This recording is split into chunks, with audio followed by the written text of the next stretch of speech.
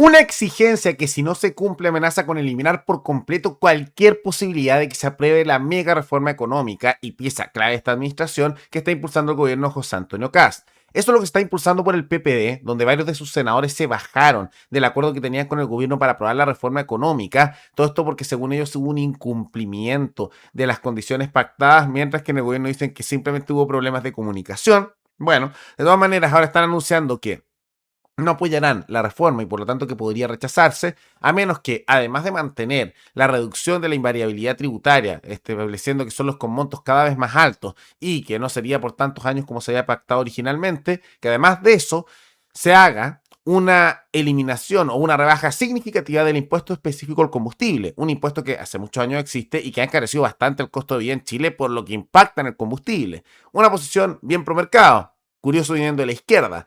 Y lo que estamos viendo algo también bien curioso al otro lado, de la derecha, y en particularmente el gobierno, criticando la idea de reducir o eliminar el impuesto específico al combustible y defendiendo su mantención. Por lo tanto, más impuestos y más Estado.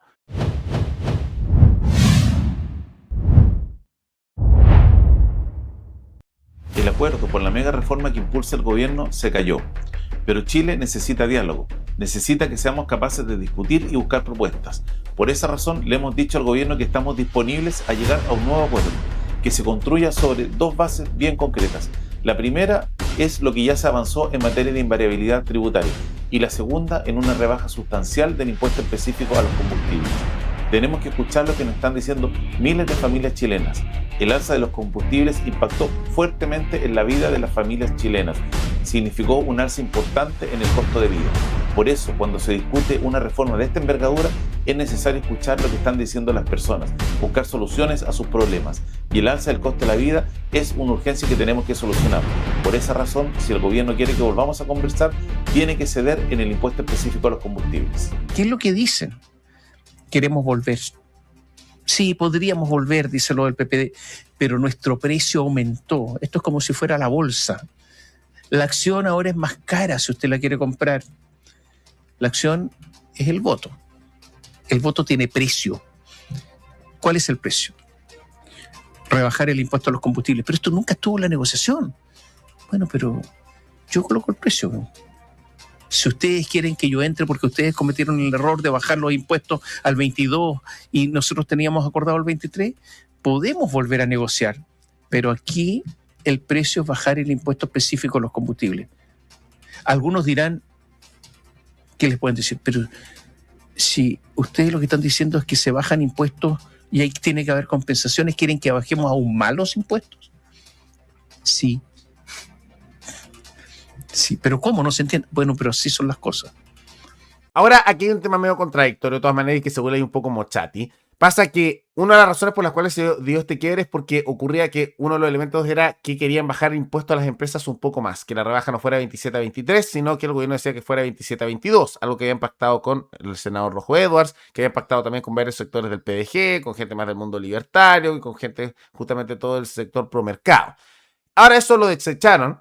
Y porque eso molestó al PPD, que habían acordado aprobar la reforma con la última negociación que tuvieron, pero posteriormente, a pesar de que se canceló eso y le escupieron en la cara a aquellos que querían disminuir más impuestos, finalmente la centroizquierda dijo, no nos vamos a sumar porque nos rompieron el acuerdo. Ahora lo que es contradictorio es que están rechazando justamente la reforma por una baja más de impuestos, cuando están pidiendo ellos también una baja de impuestos y que es bien significativa. Ahora me parece bien, menos impuestos mejor, menos dinero que el Estado nos está sacando del bolsillo, y además el impuesto específico al combustible tiene un efecto muy directo en el costo de vida, ya que no olvidemos que la suma del IVA, que es 19%, más el impuesto específico al combustible, hace que la sumatoria de esos impuestos considere más de la mitad del precio total del combustible en Chile. Se eliminaran ambos para el combustible y el precio debería bajar a la mitad de lo que es ahora. Es una caída brutal, ¿no?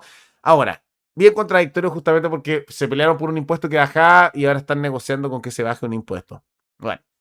Ahora, obviamente el argumento es que esto tiene que ser, por supuesto, por tema del precio del combustible, que es por esa área, pero una oportunidad enorme. Históricamente la izquierda se ha opuesto mucho a la eliminación de impuestos y que uno de los principales se pudiera eliminar o rebajar sustancialmente sería muy, pero muy positivo.